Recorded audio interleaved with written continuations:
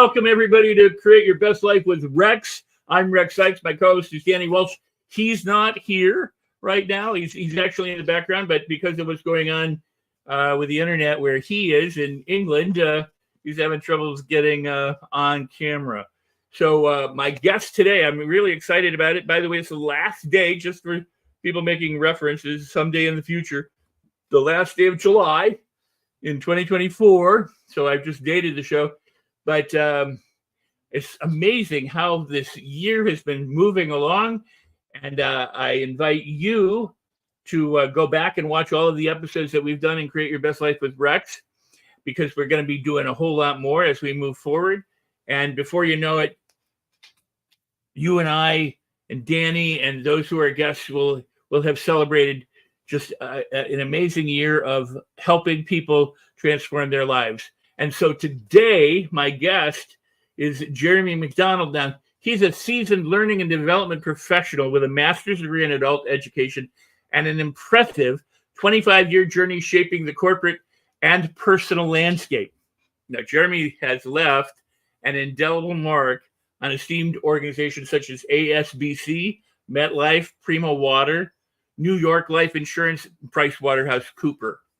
He's a true luminary in the field and has seamlessly navigated roles as a sales and leadership trainer, a motivational speaker, and an executive coach.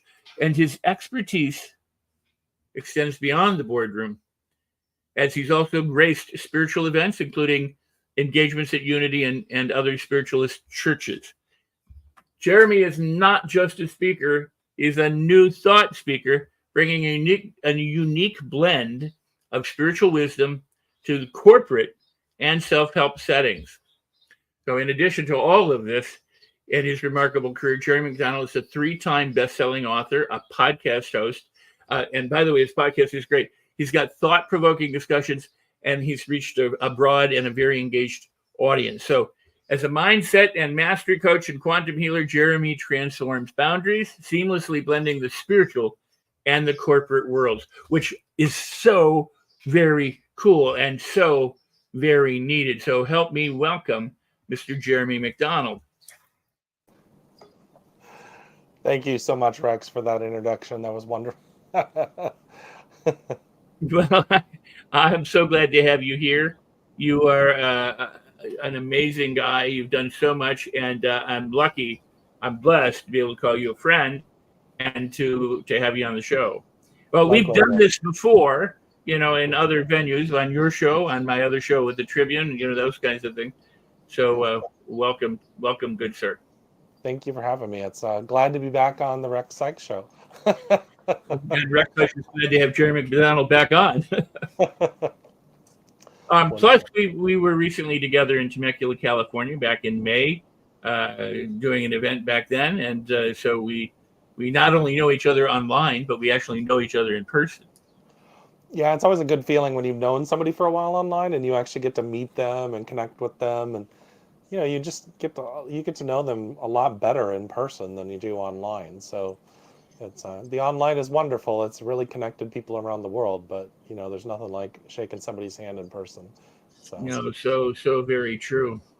So well, let me using your background, your history, as a launching pad for our conversation. You had a corporate career, and again, it says you're an executive coach, a motivational speaker.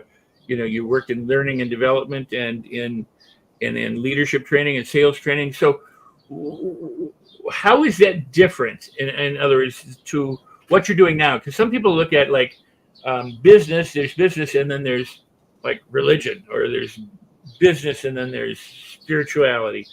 And I'm going to argue for you that you don't think there's probably much of a difference in some ways. Well, the difference is words.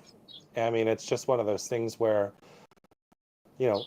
I've read tons of self-help books, tons of leadership books, tons of spiritual books, and a lot of times they're saying very similar things. It's like, I'll give you an example. Like I was just telling you earlier, people that are, more spiritual and religious, they talk about that feeling they get, that divine inspiration. Well, in corporate America, the people say you have to lead with your gut sometimes. You just have to sometimes go with your gut instincts. Well, it's the same thing, or it's very similar. Or if, we're talking about meditation, that's mindfulness. But kind of getting more in the nitty gritty, because you mentioned that I'm a quantum healer, and Rex, I tend to agree with you that quantum is not large. It's actually down to the smaller level. But the reason why I chose the title of quantum healer is that in a business, if small fundamental things are out of alignment, it can throw off the entire company. And then it's also, in your own personal life. If there's one small thing that's off out of alignment, or something that's coming up from your past that's triggering you, it can throw your entire day off, or your entire existence off right at that moment, and throw you out of balance. Well, in spirituality, we call it being out of balance. In the corporate America, you would say, all right, let's start looking at the metrics. Let's look at our NPS scores. Let's look at our the revenue, and see what's off. Well, the revenue is not we're not as high as we were year over year this year. What's going on?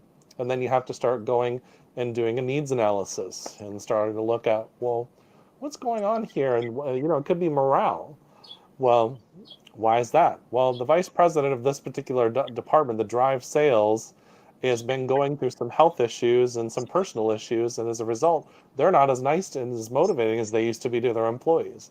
Or, and so, or even in a manufacturing company, if you're making widgets, it's like, what's going on with the widgets? Why are they not producing as much as they did? So, very similar.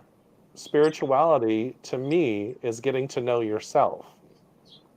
In business, as a leader, you'd want to get to know your people, and your assets. Your more of your hard assets that produce. Like, I used to be a McDonald's manager when I was 18 years old, and I remember one of the things with all the interior of the McDonald's, the little cooker and the fryer and everything, that was belonged to the franchise owner, but the building and structure itself belonged to McDonald's Corporation. Well, that's the assets. And so you have to look at both sides of those things and look at a holistic approach. And I used to teach a program called Holistic Leadership in Business. Well, if a leader doesn't understand themselves and why they're doing some of the things that they're doing, we'd call that emotional intelligence in corporate America. They're self-aware, and now they're regulating, self-regulation, how they're interacting with people, and then social awareness. So it's just one of those things where I started looking at both of my worlds, because spirituality was healing me, and then I was going into corporate America and teaching it, but changing the language. And then I started then they started bringing me into companies and looking at things and saying, we're having a problem here. What's going on? And I'd start to go look at the people. I'd start to look at the line level supervisors. I'd start to look at the processes and how they were doing it. Just recently, I had a group I was working with, and they said, well, I was like, well, this is a lot of content. I mean, like, what's your retention rate for your employees? And they literally was death by PowerPoint. And if you're a trainer too, Rex, so you know what I'm talking about. Death by PowerPoint over and over and over again. So I laughed about it. Inside I laughed, and I was like, why all this content? And why are you not having engagement with them? Oh, there's just so much. We can't have an engagement. I said, well, what is specifically what they need to do their job right now, in the next several months? And they said, well, we're really not sure because of the hiring process. Well, that tells you that we have to go back to the hiring process. What's going on in the hiring process that you don't know what's going on? And so those are the questions you have to, well, it's the same thing in quantum healing or in healing and energy. You have to start looking back to, where did this start? Where's the problems in your life, and why is it there? Like, one of the things I was telling you about earlier, I used to be a vice president of a mortgage company, and then the 2008 crash, which I always say started in 2006. And then I lost everything. So I was a little gun shy to jump forward again. And so I said, well, where does this start in my life? Well, it came back to my grandmother, who was born in the Great Depression, and this fear about money and not having enough. And so these are things, and that's why I look at them and I say, you can change your words, Like, I'm not going to go to a Buddhist and start talking about Jesus. That's not going to work for them.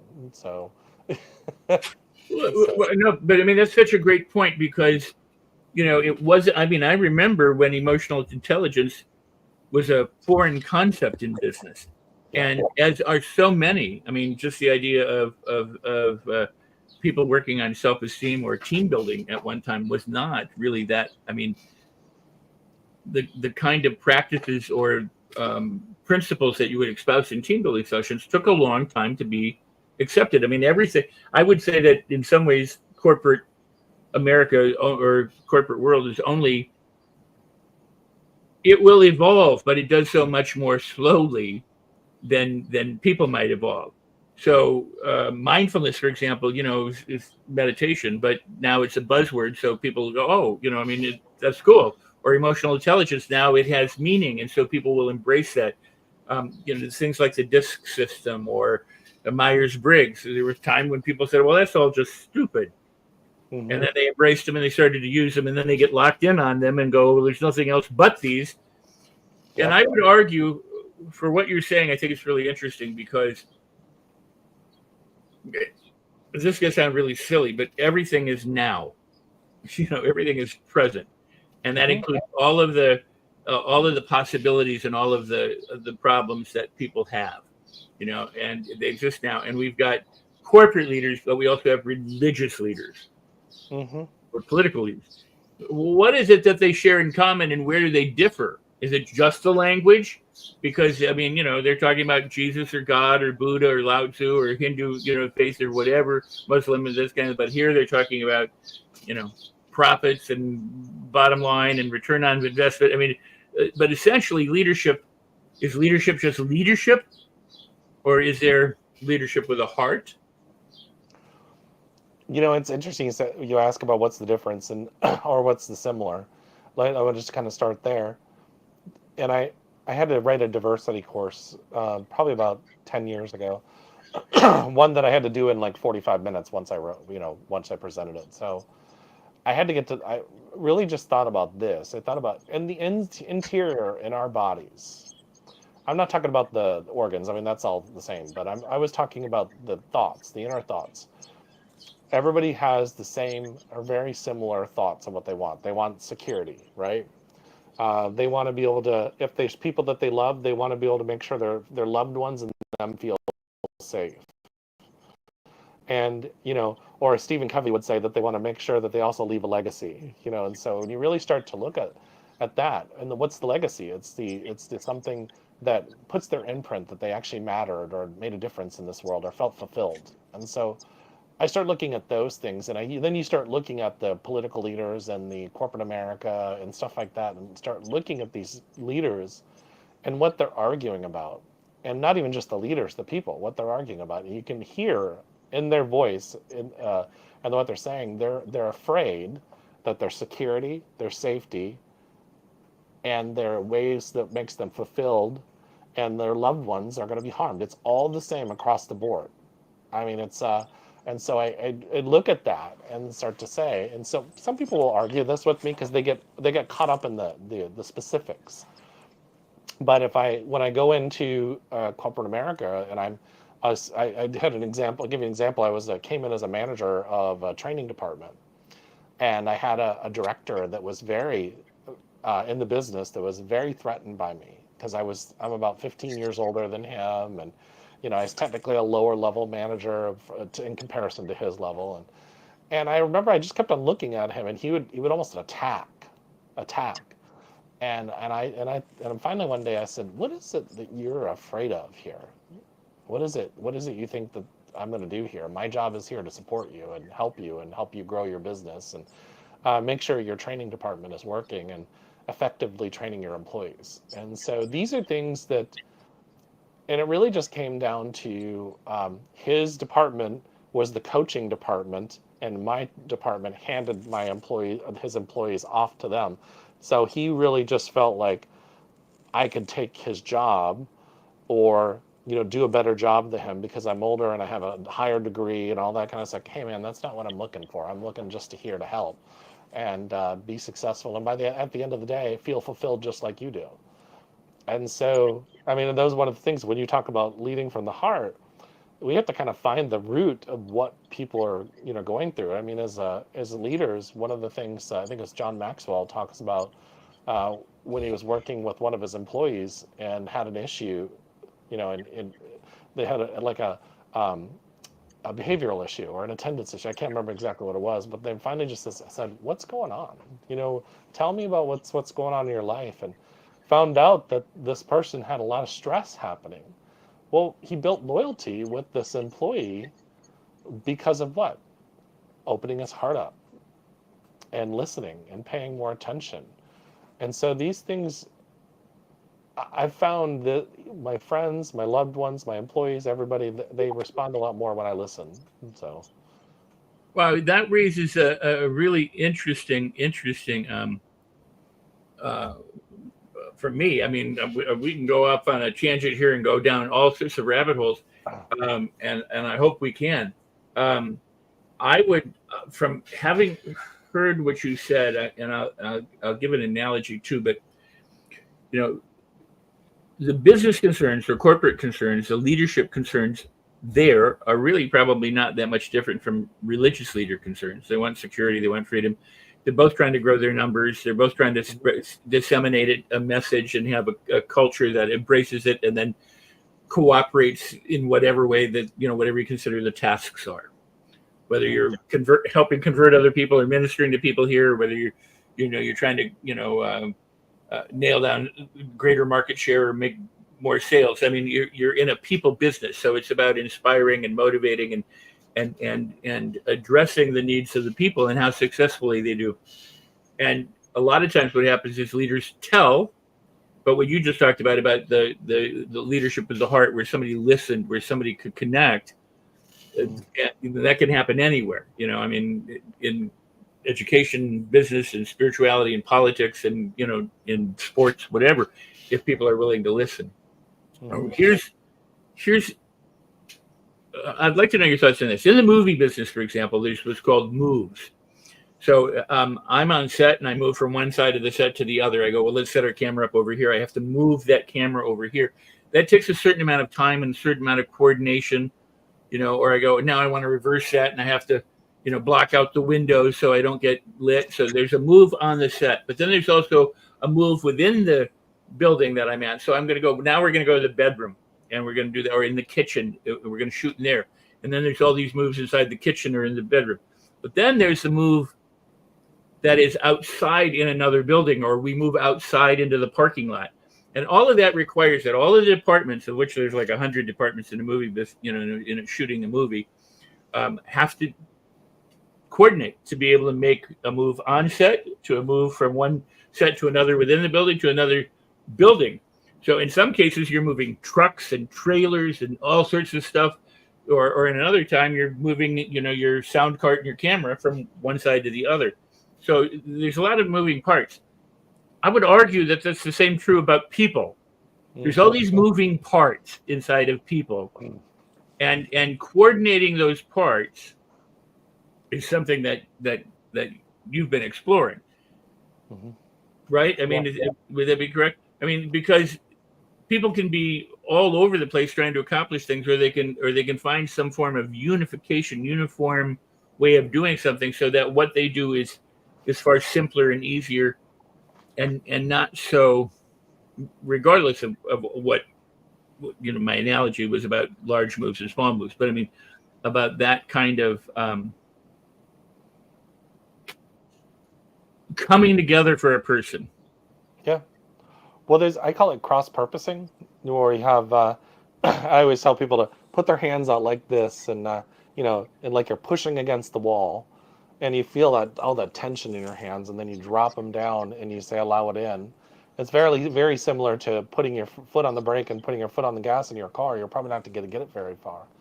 And so there's all these, these moving parts in our lives, because there's all these emotions and thoughts, and I call them programs, and traumas that have happened. And, these programs come from what?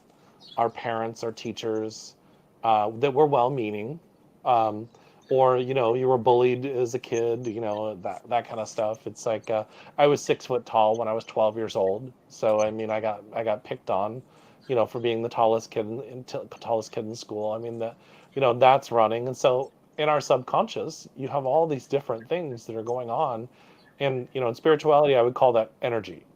I'd say that there's an energy that's going on in you that is still running while you're trying to change how you feel and see the world. And that's why I love the idea of a paradigm. When you look at your mental map of the world. So, I'm going to look at the world vastly different than, I was born in Minneapolis, Minnesota. Went to 30 different schools growing up, because my mother was a traveling nurse looking for work in the 80s and in the 90s. And so, all that's working within me. So, but one of the things I think of is, and I've been really trying to work on in myself, is I sit in meditation. And I'm honestly getting rid of the word meditation with my clients and saying, I just want you to sit with yourself and hang out with yourself and just breathe. You can breathe, right? And that's because people get freaked out when you use the word meditation. Well, just hang out with yourself and just review your day and breathe. And so then when I start to look at that and say, all right, so how did my day go? Well, I could have, handled this a little bit better. Or, hey, another one is procrastination. I just finished my master's degree about a year and a half ago, and I laughed because thank you, a lot of the things I was working on, I already kind of knew from 25 years of experience. But then the reason why I did the master's degree is because it was something that I had stopped doing and needed to finish, and I wanted to go back and look at it. But what I saw is this procrastination that I'm going to go over here and do this because, you know, it's a lot more fun, a lot easier than this thesis I need to work on. So I started laughing, and you can literally, if you pay attention, you'll literally hear your thoughts, or pay attention to where you're at the computer. You're supposed to be working on your thesis, but you pick up your phone like 6 times in like 20 minutes to check what's going on Facebook or Instagram. And that's procrastination. If you start paying attention to that, this is what I meant in the beginning about quantum healing, getting down to the small things that are going on in your life that are preventing you from moving forward. The master's degree was a goal. I wanted to be able to say I had a master's degree in adult education, and use that for as a consultant and being out there and on my resume. And so anyways, I thought, and I finally I put my phone in the other side of the room. But everybody can relate to this because there's something going on. Like recently, just before I went to Temecula and met you, I started going back to the gym. A month later, I found out that I am a type 2 diabetic. And so, it's one of those things where I am. I started looking at that. I was like, well, what made me jump into this and start working on my health? Well, it was one step. I call the body a temple. And so, whatever spiritual beliefs you have doesn't really matter. This is still a temple, and you have to honor because it's actually carrying you through life. So, we have all kinds of stuff going on in our brain all the time that's cluttered up. I'm not good enough. I'm not special enough. I'm not smart enough. There's all kinds of things that we have. Imposter syndrome, we call that. So, and then you start thinking like, I'm just a kid from Minneapolis, Minnesota that was born to a teenage mother in 1974. But that's you making yourself small, insignificant. And you're not. And so when we start to go dive down into ourselves, what I start to look at is, where am I making myself small? Where am I making myself insignificant? And I had an experience probably like this that started me on this journey in 2003, so 21 years ago. And I got a promotion, and I was sitting in our site director's office, and I could barely speak. I was just so nervous about being in his office, working with him on a project. The man had enough patience with me to say, we can't work together if you can't even speak to me. I'm to stop looking at me as a director and start looking at me as a person, that we're working on something together. And so I'm sure there are people that can relate to this. I was probably like 26 or 27 years old, however, I was young at the time. And so what I always ask the question, where have you made yourself small in your life? And that, to my clients and to the people I speak of. And so what, where are you holding yourself back because you're afraid of stepping forward? I have a young man I'm working with right now. He wants to be a nurse. And one of the very first questions I asked him, I said, well, what's stopping you? And he mentioned that he needed to get his GED done. I said, all right, so let's break it down. First things we have to do is first things first. And then move forward. And because we overcomplicate things. We're always thinking too far in the future. And you mentioned earlier, everything is right now. So what is it I can do right now in this moment to change my circumstances and work towards a goal? So Well, I really love that. And before we continue our discussion, we're almost at the halfway point. I just want to point out that Danny Welsh, my co-host, is not here in present, and also we are not able apparently to show comments or questions, while we're speaking. But for those who are watching live or the replay, feel free to comment and do feel free to ask questions. And if we see those questions after the fact, we can answer those questions. So. But we can't do it if you don't leave them. So go ahead and leave and like and share and do what you would normally do, even though we can't broadcast those at the moment. So, well, I really appreciate that. I wanted to say too, we talked about quantum being something really small, but it is absolutely not something insignificant. And that there is the difference. And what oftentimes people think is insignificant isn't. It may be the little thing that holds the giant back. I mean, just try and walk a mile with a pebble in your shoe and see how far you get. I mean, it's something that tiny can thwart it. But what I love what you said, because I think of it like climbing a ladder. You want to be at the top, so then that might be your purpose or your big dream or your goal or whatever. But you still have to get to the top one rung at a time. So you have to take each step to get there. And some people they're on the ground and they want to just jump to the top of the ladder. And they think, well, if I just know that I want to go to the top, and they don't know that there is a process to get to the top. And sometimes that process means removing the pebble from your shoe or the thing that is holding you back or the thought right. I mean, the conversations that people might have with themselves or with others that prevents them from moving forward. Mm-hmm.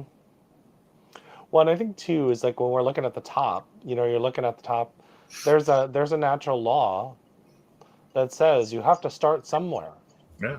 And then in natural law, you have to be prepared to be where you want to be. So I always like to throw this one out there to people and say, let's say you're going into a doctor's office and you have to get a surgery. And this man walks up to you and he says, or woman, and says, oh, I'm going to be your surgeon. And you say, oh, that's really cool. They're like, I haven't gone to medical school, but I am going to be your surgeon. Are you going to let them do the operation? And everybody says no. I was like, well, then why do you want to jump forward so fast in your life that doesn't prepare you to be where you're wanting to be? And then we also get very set in stone about the direction we want to get. And sometimes things change. What I wanted, when I started on this journey, when I was, 20-something years old, is vastly different than what I want now at 50 years old. And so, I mean, some of it's similar, but I knew I wanted to be of service. I know I wanted to help people. But then I learned that I wanted to help people from a codependent perspective.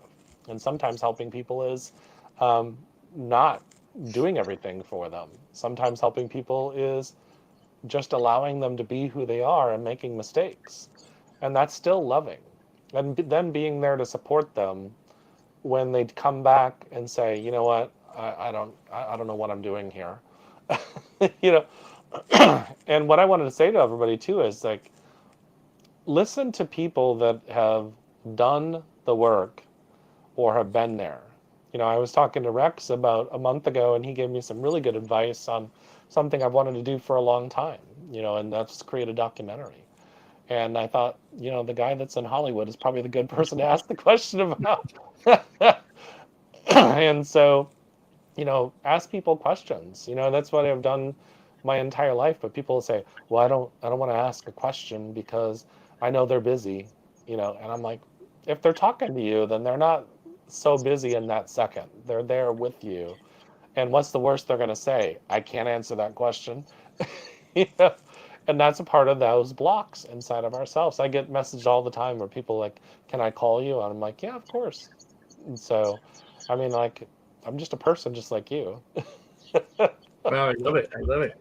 Well, you brought up so many fascinating points. Um, if I understand, kind of the point that I may have been making, I don't know, the idea that spirituality and business isn't so different. As you said, it's just different words. But the spiritual person or the business person are really trying to fulfill pretty much the same stuff.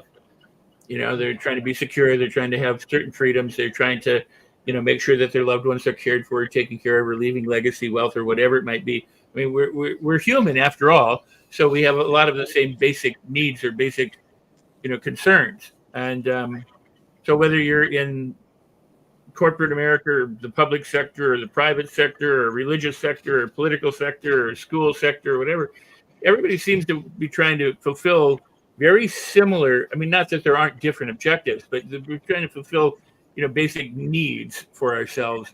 And then how we do that and how we describe that in each of those sectors may differ according to the language we use but again, many of the practices, well, somebody might say, well, I go into a room and I light candles and I reflect on myself. Another person goes, I go into the boardroom and I sit down with a paper and pen, and I do my, I mean, in other words, there's some process that people have for whatever they're trying to accomplish.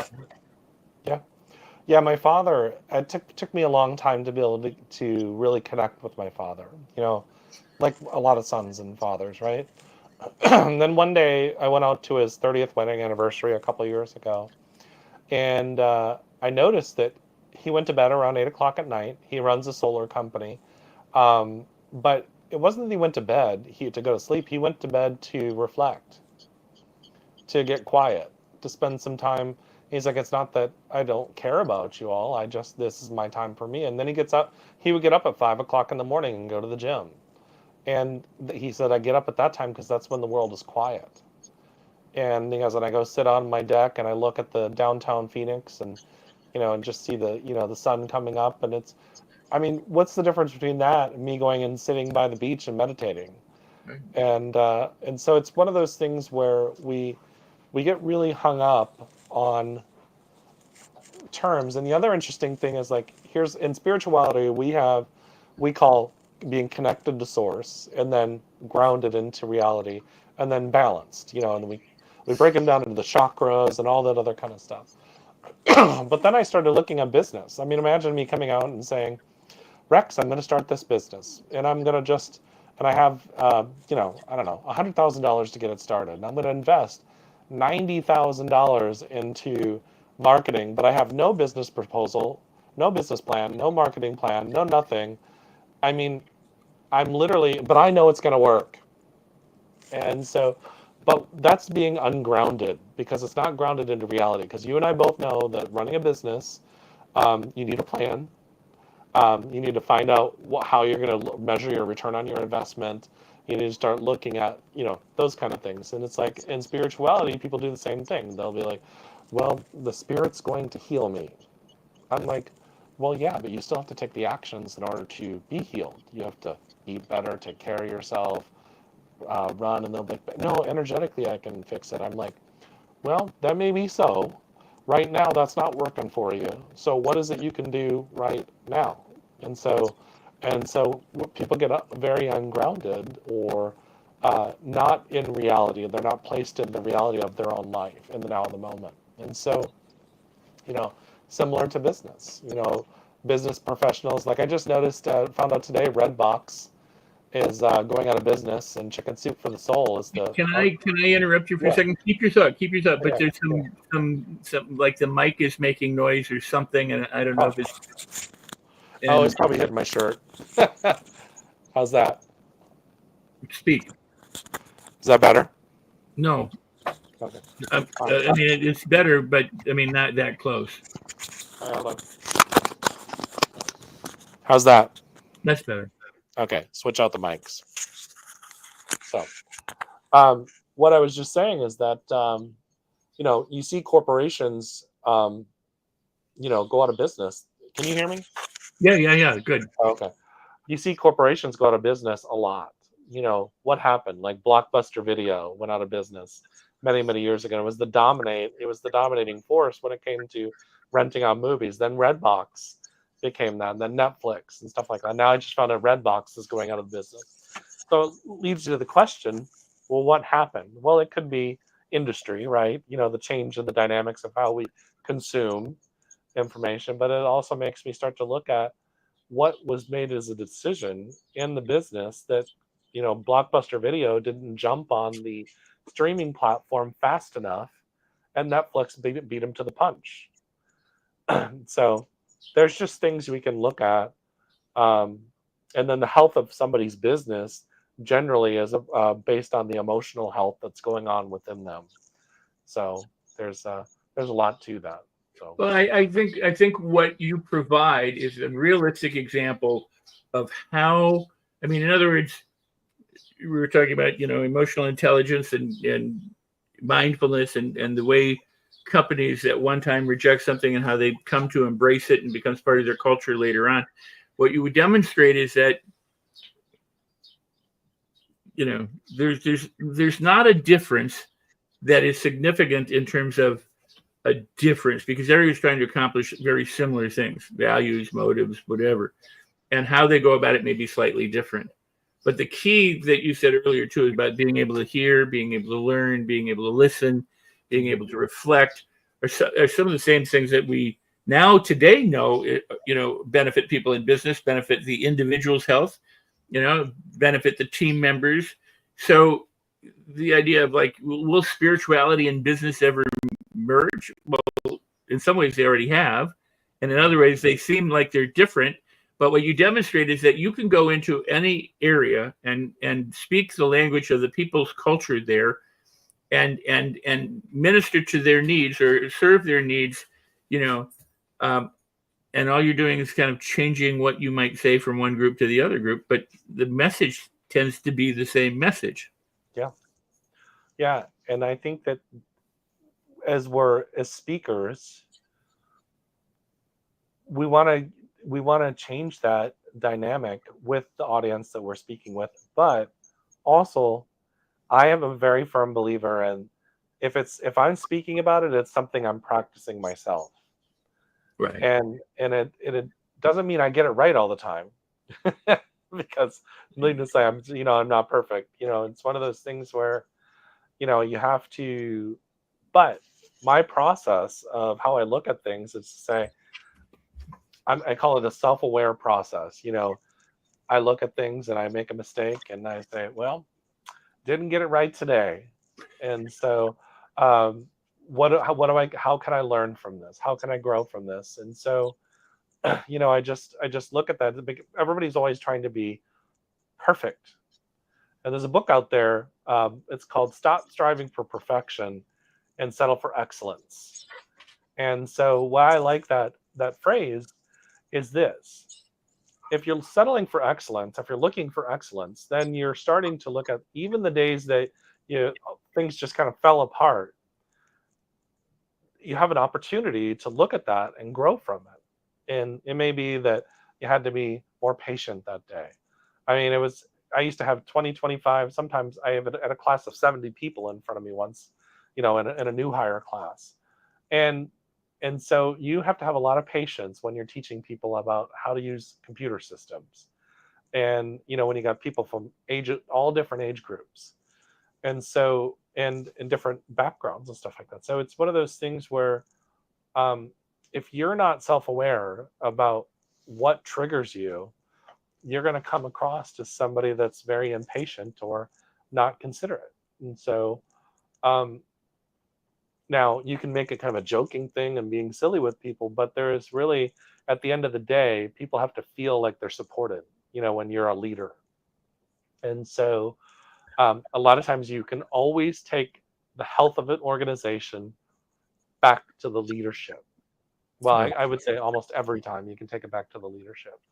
And so, and that's, you've got, I've worked for companies where the leader was had a lot of great ideas, but they yelled a lot, they screamed a lot, they put people down, and you could just see the mood when they were in a bad mood. The energy of the company was down. But I've also seen leaders. I had our chief operating officer of HSBC for North America. He was a great guy. He moved from Guatemala when he was 15 and worked in a bar as a barback when he was 15 years old, and worked his way up. And he taught me about being a servant as a leader. Wow. He goes, it's called being of service as a leader. And how do you serve the people that work for you? He goes, you give them kind of a vision, and you allow them to be creative and go with it. Because 9 times out of 10, they're going to give you a much better product than what you originally envisioned, because they own it. Give them ownership, and then they're gonna pour all their passion into it. They're gonna pour all their everything that they know into it. And then if you feedback, that kind of stuff, you help them grow. But a lot of times what we have leaders that are insecure and try to control. And so and that stems from the old saying in spirituality, fear or love. Love is more about, allowing and expressing and allowing people to grow. Fear is control. And think about that. You've got call centers where, if you walk away from your phone for 30 seconds, you're getting in trouble, because that could affect a customer and that kind of stuff. And I mean, there's measurements that all of us have to have, but it really, when you start to look at that, the fear or love concept, it really comes down to control or lift up, so to speak, or empower. Control or empower is probably a better choice of words there. So, and it just helps you, look at it. And I think that all stems from here, looking inside of yourself. Oh, I love it. I love it. In the movie business, there's screenwriting. It's like show them, don't tell them. Because telling is exposition. It's just, giving the backstory and conversation, as opposed to showing that, because film essentially was a visual art. So you want to show, you have the pictures, the images, the experience of what it is, instead of just 2 people sitting there or 1 person talking about it.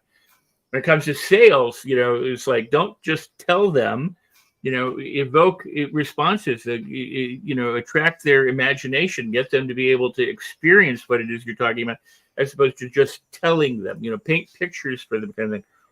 And so it's learning to apprehend something, to essentially digest it, to make it your own. But learning comes from the learner. It doesn't, I always tell people, I go, yes, I'm a trainer, I'm a so-called teacher, but we don't really teach anything. We present stuff. And if the person is willing and open and available and wanting to learn and wanting to change, then they can acquire it through their own inquisitiveness, their own curiosity, their own fascination, their own desires. And too often the leadership, for what you're describing, is leaders are, it's always top down. In other words, the bottom is always going to be feeling what the top is exuding, good or bad or right or wrong. And too often leaders think, I have to tell people what to do, as opposed to I have to inspire people and elicit from them, the things that they would like to do in pursuit of the mission that we're working on together. So it's not just ordering people, it's getting people to want to be a part of this, as opposed to forcing them to be a part of it. And so I just think that in today's leadership has become leadership without heart. It's the kind of thing where you require people to conform, as opposed to leadership with heart is to invite people kind of to play along. And that, while that sounds a whole lot less serious, and it isn't any less serious. I mean, it's just a difference between, like, I invite you to a party or I force you to go to the party. Yeah. And, well, if somebody's not inspired to do it, then it's going to be a challenge. They may be at the party, but they're going to be like bored. Well, and in a movie set, the worst person is the entire set is the person who grumbles. because they're not there to help. They're grumbling. And so if in a corporation you've got grumblers, people who are resentful, or people who are down on the leadership, it can be quite costly. So yeah, even in sales, like one of the things I tell salespeople, or even leaders. Yeah, I had a boss ask me a long time ago because I wanted to be a manager, and she says, "Why do you want to be a manager?" And she goes, "Don't tell me it's because of the money, because I don't make that much more than you." and I was like, and I really couldn't answer the question because it was about money. And so, in sales and leadership, by the way, everybody is a leader if they choose to be. Even the employee that's making burgers at McDonald's or Burger King is a leader. And so, because that comes from within you. And so, but if you're doing something for money, or for something that is not less than what ignites you and inspires you, then you're doing it for the wrong reasons too. That's one of those things where salespeople, I always tell them is, if you're here just to collect a bunch of commission, then you're here for all the wrong reasons, because you're going to not want to understand the product fully. You're not going to want to engage with the client and find out what their needs are, so that you can customize the package that works for them and their needs. You have to get excited about what you're doing. Wow. So, Jeremy, we have maybe about 10 minutes left, maybe a little bit more. I want to make sure, because we've had background issues here, and we haven't put your way to reach you on the screen, which we were hoping to be able to do. Would you say it? Would you give the web URL and stuff that we can? Yeah, so my website to reach me is at jeremymcdonald.net, or you can always do storytellingalchemist.com. But I'd like to give another website, if that's okay. Sure. Called Spirit Heart Cruise. And so for those that are interested, we're going out of Galveston. SpiritHeartCruise.com? SpiritHeartCruise.com, yes. Hold on, I'm trying to do this and I can't. So I just misspelled your last name. I want to make sure if it shows up anywhere, I want to make sure that it's correct. Yeah, it's Jeremy McDonald. .net. .net. Yep. Mm-hmm. And then it's SpiritHeartCruise.com. SpiritHeartCruise.com.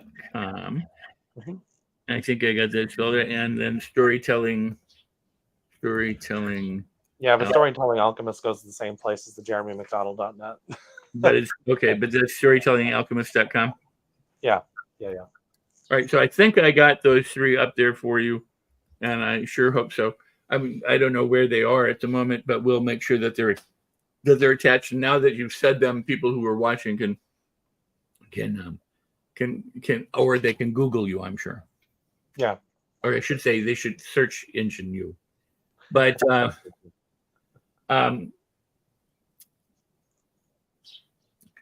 so we're talking corporate and moving parts and all these different kinds of things, but going back to the person and the inner work and the coordination of these opposing voices or opposing processes or opposing things that happen, or the little things that prevent something and come back. How can we tie this back? Because I know this is what you do, but tie it back into the kind of personal work a person can do. So the best reference I can come up with at the moment is everybody remember the analogy of the little devil and the little angel on the shoulders. Mm-hmm. And we'll just use those as the analogies as the opposing forces in your mind and your psyche. And there is one voice, or there's a part of you that wants to step forward into your desires, I guess, your goals, the things that you want to work on in your life, whether it be personal or business, and then there's another one of your voices that comes with all of its fears, all of its anxieties, all of its things that say, oh, I don't know if it's the right time to do that. And the reality is that every decision you make is going to come with great things, and it's going to also come with challenges, because the challenges help you grow. So one of the things I teach people is to step forward and just act on things. And I said, well, what if I make the wrong decision? I said, well, we know one thing that's not going to happen in life is if you do nothing, nothing will happen. So you can not make the step, or you can make the step, and you can always course correct, or they like to say pivot these days. And so, so really what we got is a lot of people that are afraid to make decisions. And so I always just say, act on those decisions. And so, but what I do in the inner work is I talk to that fearful voice and I ask it the question, what's going on? Why are you so afraid?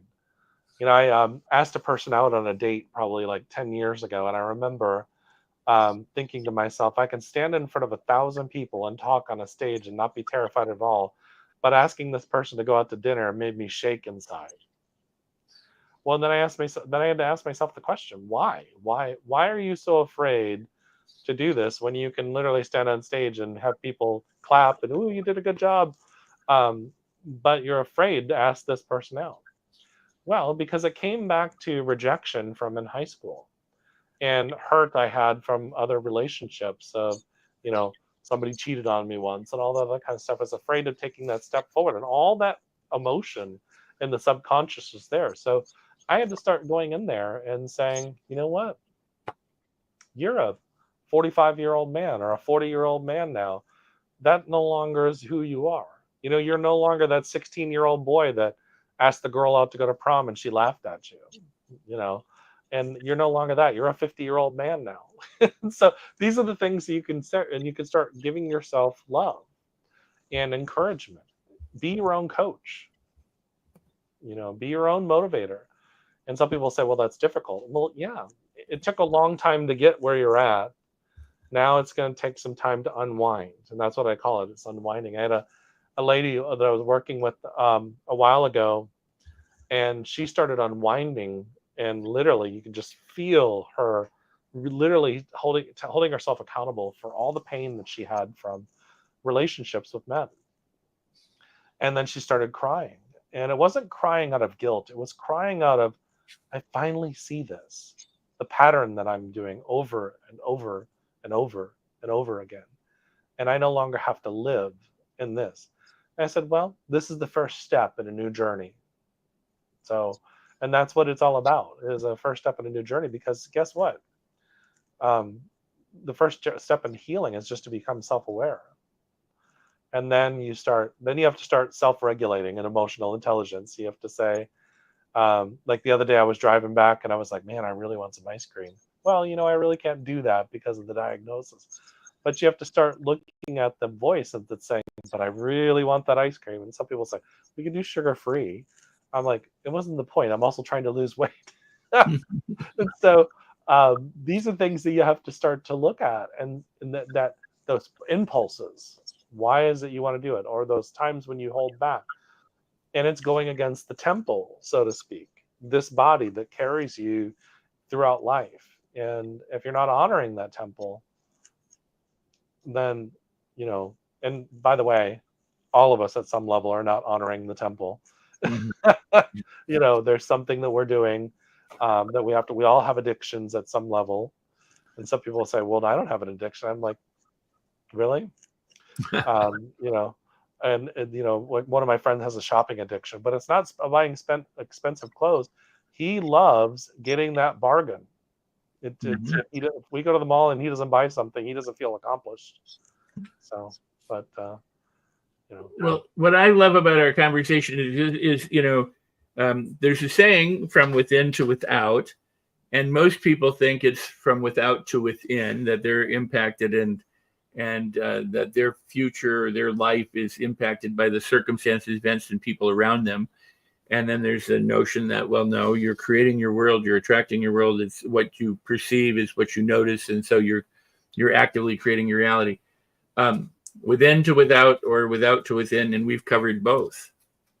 yeah. And what you've demonstrated is that you can have a conversation with another person and elicit from them, through being curious, what they might do to help improve a situation that they're going through, but you've also demonstrated that you can do that with yourself and have that conversation within you. So, you've covered both bases there. Yeah.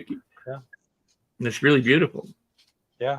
Well, and I love this work. I love what we do to help people and inspire people, and and in turn we inspire ourselves and support each other. And I think that's the world we're trying to work towards, right? It's not like that everywhere. Obviously, we can you can see what's going on in the world, but I think that the more healing we can do, the better example we can be for others. And we lead by just living. So, well, I want to encourage everybody to go to your websites to check you out, and also Spirit Heart Cruise is kind of like what the name implies. You have cruises that people can go on, so they can join you on a cruise. It's filled with spirit, filled with heart, and have an adventure all at the same time. So check out Spirit Heart Cruise, jeremymcdonald.net, or Storytelling Alchemist. We are at that point where we're going to have to say goodbye. But if there's one thought that you'd like to leave the audience with that you may or may not have shared or expressed yet, or just want to have them remember something, what might that be, Jeremy? I would just say go out and live and enjoy your life. And the mistakes or whatever that happens, that's all a part of the process of living. So, and much love. Very, very important piece to hear and to listen to. I don't know if we have behind the scenes Danny's able to work this or not. I don't know if he's here or not. So I need to do a close of the show. Jeremy, normally we invite you to the green room, but you might just be right here with me. I'm making an announcement here, and that is that I've got the Outwitting the Devil book study. If you've not read Napoleon Hill's Outwitting the Devil, it's a book that you must read. But it's a book study. It's a 5-session book study that we do with Q&As, and with you get a phone call session with me, and you get to join my club, a free month of my club. And I'm going to tell you the website, because I don't know if it's showing up or not, but it's rexsikes.club outwitting the devil. rexsikes.club out. Oh, well, somehow that I didn't do that, so maybe Danny is here. Cool. Magic. So very cool. But that is the website, and so I invite people to come and join us. It's affordable, but not only that, it's a deep dive on what you can do to transform yourself, and we compare and contrast not only Outwitting the Devil, but Thinking Rich, Loss of Success, and some other things. So you're going to want to take advantage of that. As you're going to want to go to spiritheart.cruise and storytellingalchemist.com and check out what Jeremy has to offer. I appreciate you being here, Danny. Wherever you are, we appreciate you. There, jeremymcdonald.net. And I struggled for some reason to spell your name about a dozen times and got it all wrong most of the time. So thank you. I'm glad that that's there. I've really enjoyed my time with you, Jeremy, here on the show. I think you've added a lot of light and just goodness to the conversation. And to close with just go out and live, to me, is really the most powerful message that anyone can have, is enjoy your life. It's the one you got. So make the most of it and have fun doing it. I love that. Absolutely. Well, thank you for having me. It's been wonderful, and enjoyed being here with you. Oh, you bet. We'll do it again. And meanwhile, have a fantastic and fabulous day living your life. And for everybody watching the show, Danny and all who are there, if you consider something a problem, it's a problem. If you consider something a blessing, it's a blessing. So celebrate everything. I'm Rex Sikes. We'll see you then. Oh, I got to tell you, my next guest, I don't even know if we have the wherewithal of being able to show our next guest. My next session is a gentleman who has, for over 17 years, spent time with millionaires and billionaires, selling them, interacting with them, negotiating with them, traveling with them, eating with them, dining with them. I mean, he knows the inside and outside of wealth creation, and he was instrumental in working with these people for a very long time. His name is Rick Sedler. And he started not in the publishing arena, but he did go from a working salesperson to the publisher of the Robb Report and many other publications. He has RSM Media right now. and he's going to be here to talk to us about wealth creation and the difference between millionaires and billionaires and the rest of the people, because it's important. There you go. So on August 7th, 4 p.m. Central Time, 2 p.m. Pacific, Rick will join me, and you're going to want to hear what Rick has to say. As we go on out, again, thank you for being here. Much love, peace, and blessings to all. Thank you, Jeremy, so much for being here. Thank you, Danny. Thank you all for attending. Share the show out, like, comment, ask questions. Jeremy might see them. I might see them. We'll be able to address them if we do. And but help push the show out, and be sure to come back next time. And we'll have a brand new show with a brand new guest. Thank you, Jeremy, so very much. Bye-bye. Thank you. Bye-bye.